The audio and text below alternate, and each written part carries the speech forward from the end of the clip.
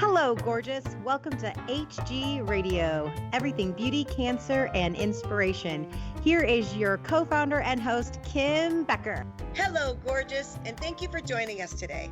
I'm your host, Kim Becker, and this is Hello, Gorgeous, everything beauty, cancer, and inspiration on Society Bites Radio, social interaction for your mind and soul. Our guest today is Toni Mayberry.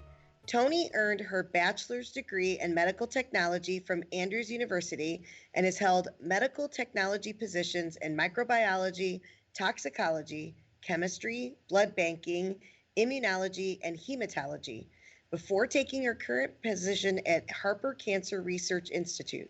She also worked at the South Bend Medical Foundation and the South Bend Clinic and Lakeland Regional Hospital. Toni has also taught chemistry, anatomy and physiology, and medical terminology at National College in South Bend. She holds a master's in healthcare administration with an emphasis on education. The role of the tissue bank coordinator allows Toni to channel her passion for finding a cancer cure as she lost her mom, young niece, and husband to the disease and is a cancer survivor herself. Hi, Toni, and welcome to the show. Hi, Kim. Thanks for having me. Oh my gosh, thank you so much for pinch hitting for me today. No problem. You know, I'm always there for you. I know, and I'm so grateful. I'm so grateful. So before we kind of get into things, I wanted to tell our listeners a little bit, like, I'm trying to remember how we met.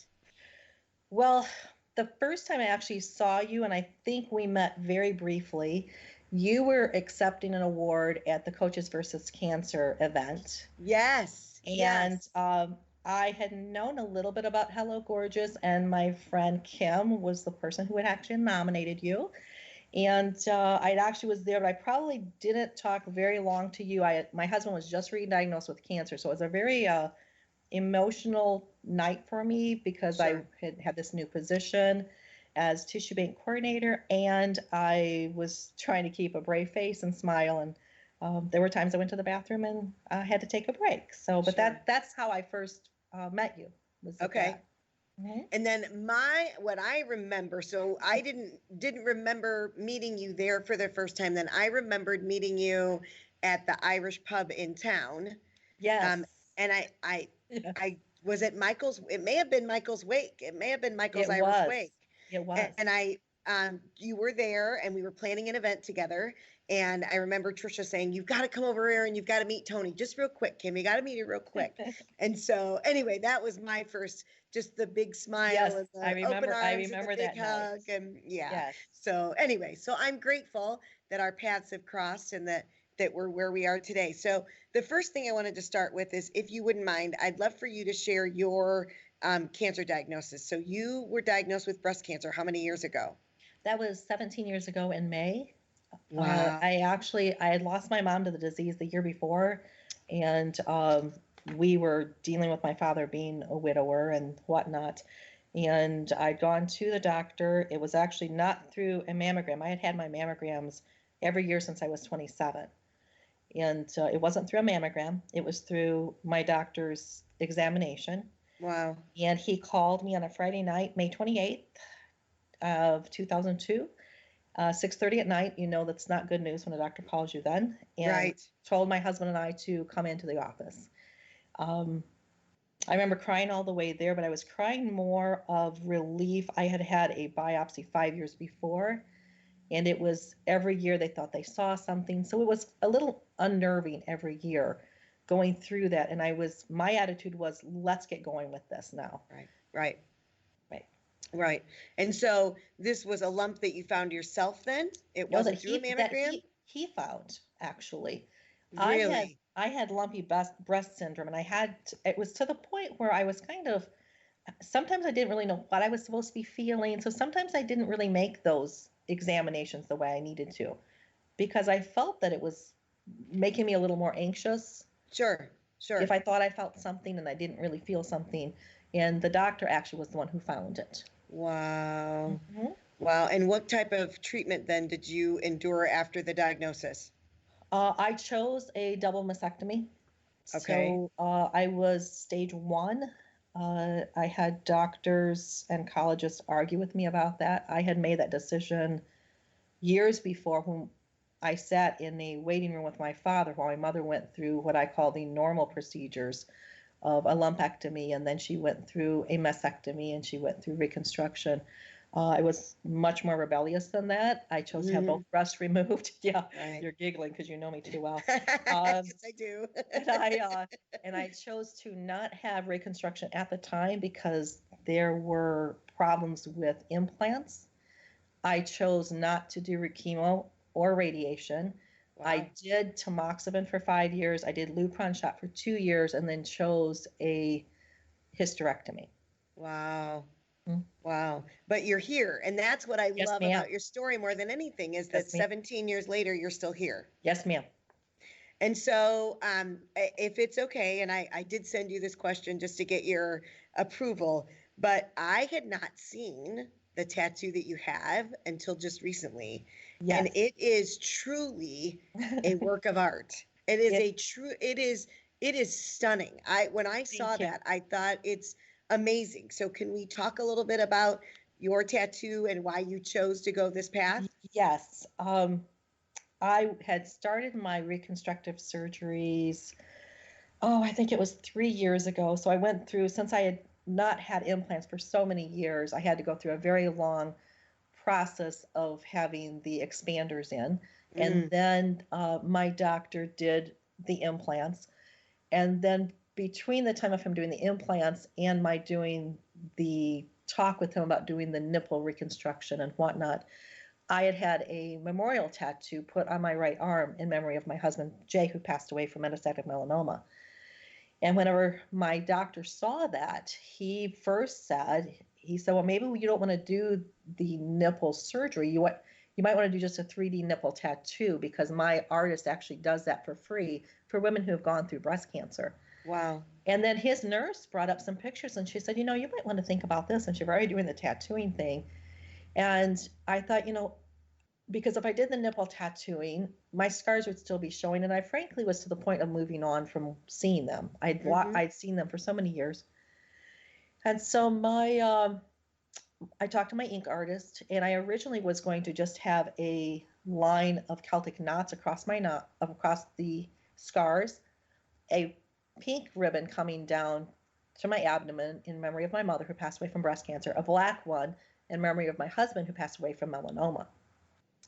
And when I went to talk to John, he said, nope, it's not what we're going to do. I have something very special planned for you because you've been through a lot.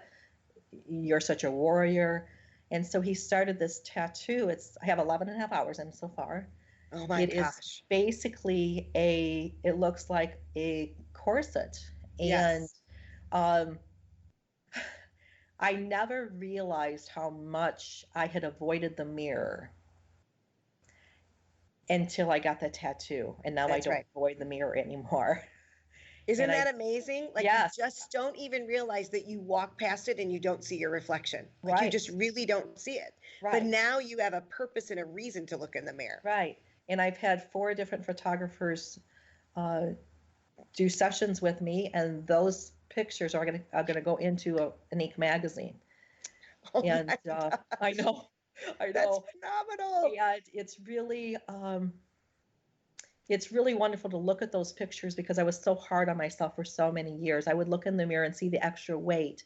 I would see the thinning hair because of my cancer. I would see the wrinkly skin because, your skin changes when you go through something like this. And then I look at those pictures and say, wow. I mean, I knew in my heart that I'm a really strong person, a beautiful person, but on the outside, I wasn't seeing that anymore. Mm-hmm. And now, when you look in the mirror, what do you see? Oh man, I go, damn. I know. It's just stunning, these pictures of, and what I love about it is that you listened to other people and took a suggestion. It wasn't, nope, it's always been done this way. Nope, I need to be back the way that I was. What you found is your new normal. Right. And I think that's what inspires me most about you and your story, is that you were able to follow that path and you found that new normal. And it may not be a new normal for everybody. And my new normal is soaring at this yes. point. It really is. Yes, it is. And I love watching you just evolve into this individual. I love it.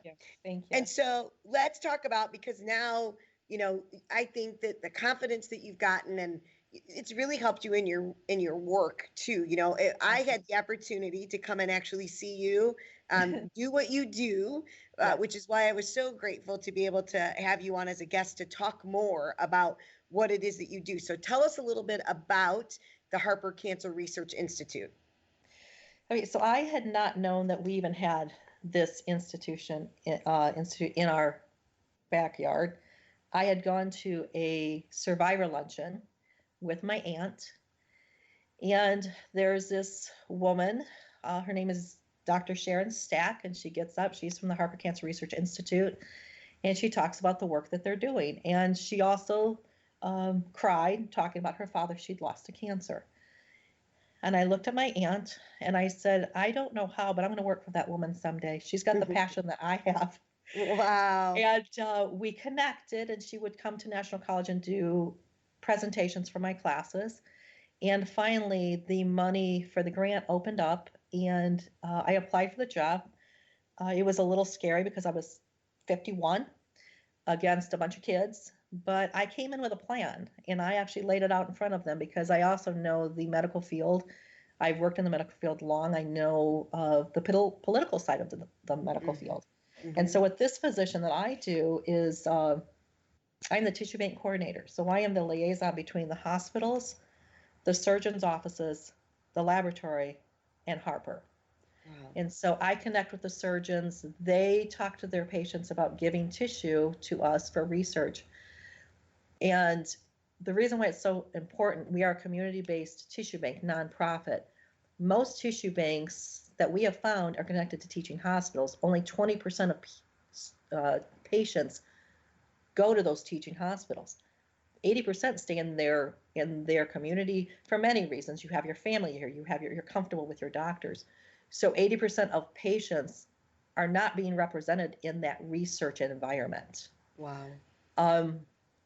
It's been very difficult because I'm not a employee of the hospital, so I can't go into their systems and just grab those patients like a teaching hospital can do.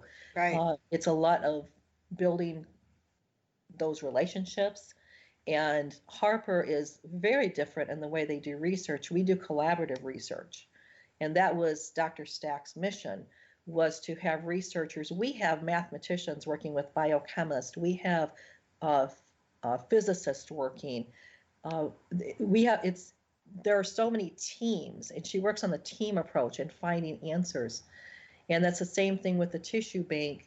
It's totally grant funded, and researchers from Notre Dame and IU School of Medicine are able to apply for tissue that's been de-identified by me and put that into their research.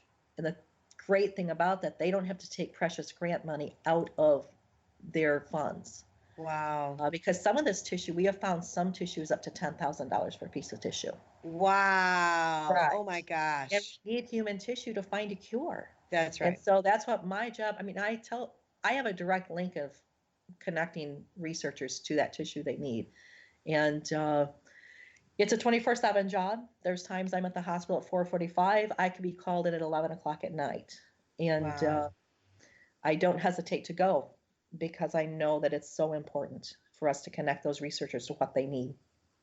And what kind of tissue? So when you talk about tissue, like, I'm a novice. So like what kind of tissue is it that you actually are looking for and that you're able to get for these researchers to do what they need to do? Well, most of the tissue that we're receiving right now is breast tissue. Okay. But we have brain tissue, we have lung tissue, we have gynecological tissue. So we have ovarian, uterus, we have endometrial tumors, and those have already gone into some research projects.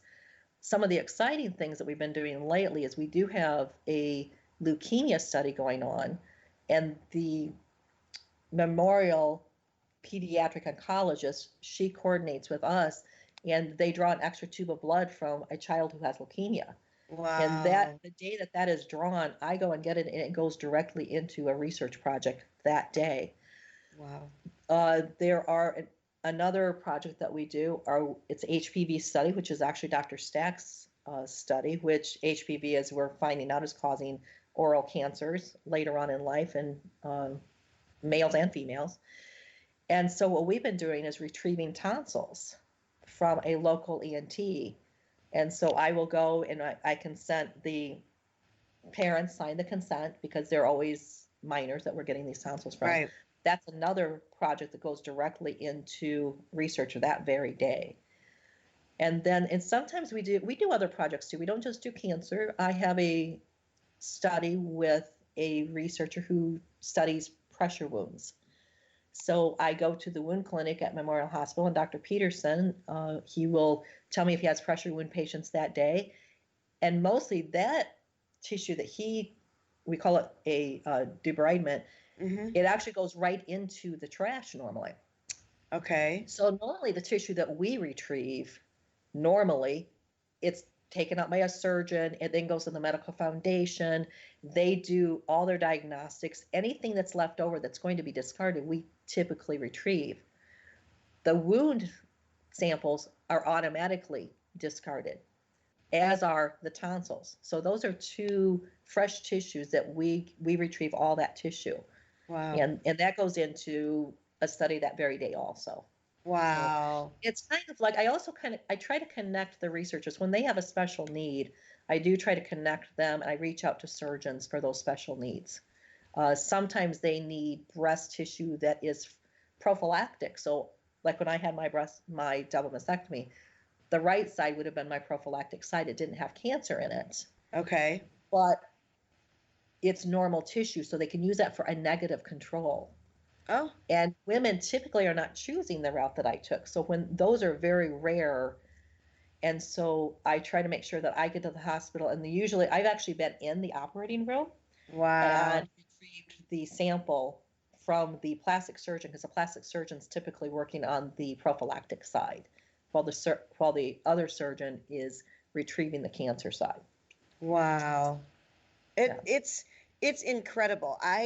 As I said, I too had heard, I knew that Cancer Research or Harper Cancer Research Institute was in South Bend, and had a connection to Notre Dame, but never really knew anything about what they did. And we were invited to an open house, and I get to see what cancer does on the outside of the body, but I have never seen what cancer does or what it looks like on the inside of the body. And so that night, they allowed us to see an ovarian cancer cell, and they called it a very robust ovarian cancer cell that was underneath a microscope. Nice. And he said, typically if you leave some of these cells, you just leave them around for like 3 days or whatever, they'll typically start to die off. But this particular cell, that if they left it for 3 days, these cells would fill a petri dish, and then they would regenerate so much that it would actually feel like a dinner plate full. Yes. And I've not forgotten that. I was so taken aback on, wow, and what they can do. And they can see this robust cell, and then they're trying to figure out how to counteract its growth so that it doesn't continue to turn into this, massive epidemic. I mean, it was just amazing. It was amazing. That is the whole purpose of a lot of this research, is to slow things down. Yes. And also to figure out why does it move in the way it does. That's the reason why we have a physicist involved in some of this. We have engineers involved, and how, the thickness of a cell, and why does it move that way and not this way. So that's kind of, it's a big puzzle, but we're working very hard. That's right. And so let me ask you this then, what is the most rewarding thing about your job? Like, what's the most rewarding part? Consenting my patients. I had one yesterday that I just, I leave and sometimes I cry. I admit to that. I sometimes get in my car, have to play the radio very loud.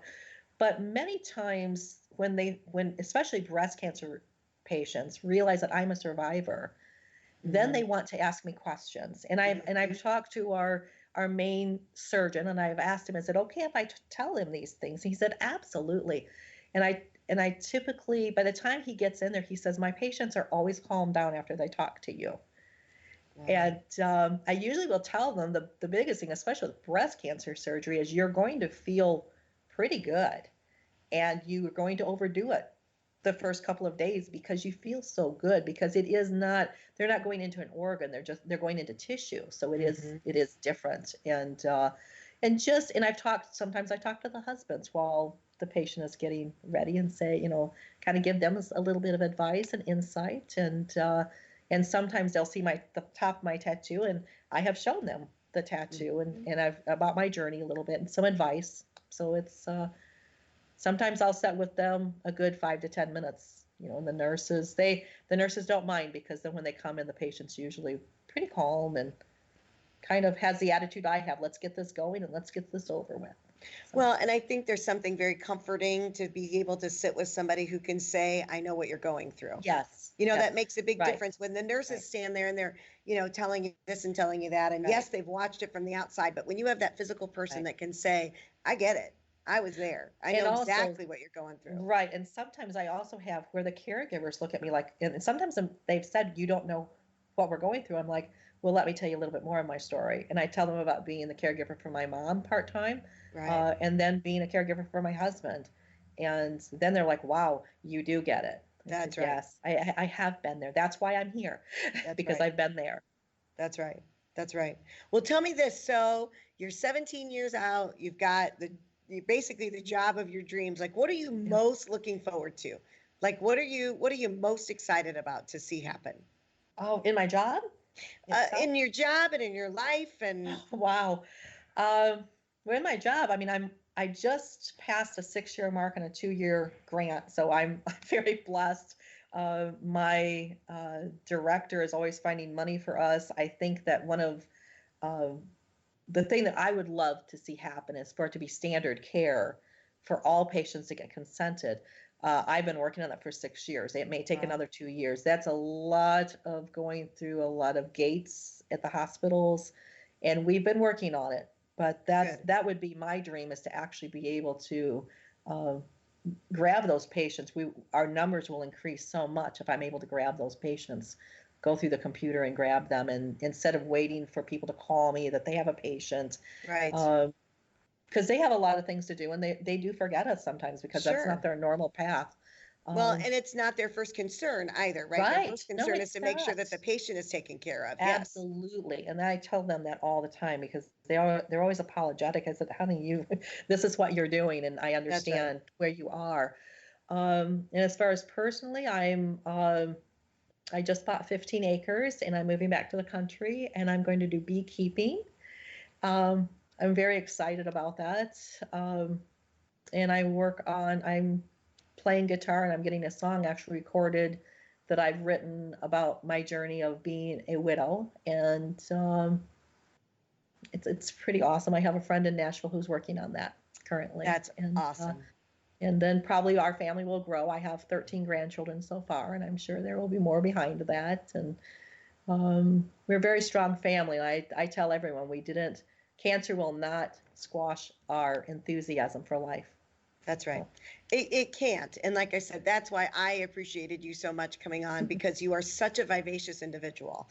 Thank you. So I wanted people to hear that energy in your voice, but also that life doesn't end with a cancer diagnosis. No. There is so much more life to be lived on the other side of that diagnosis. Yes. And you are doing an amazing job at that. So I appreciate you. So we're almost out of time. So I just want to say thank you, Toni, so much for joining us today. I appreciate you taking the time out and being able to speak with us and share your story and letting me talk about your tattoo, because it's incredible. Thank you. For our listeners, if you have any questions, comments, or would like to know more about the guests on our show, or for more information about Hello Gorgeous, feel free to contact me at kbecker@hellogorgeous.org, or visit our website at www.hellogorgeous.org. We also would like to invite you to follow us on Facebook, Instagram, and download our mobile app. Thank you so much for joining me today. And thank you for joining us for Hello Gorgeous, Everything Beauty, Cancer, and Inspiration.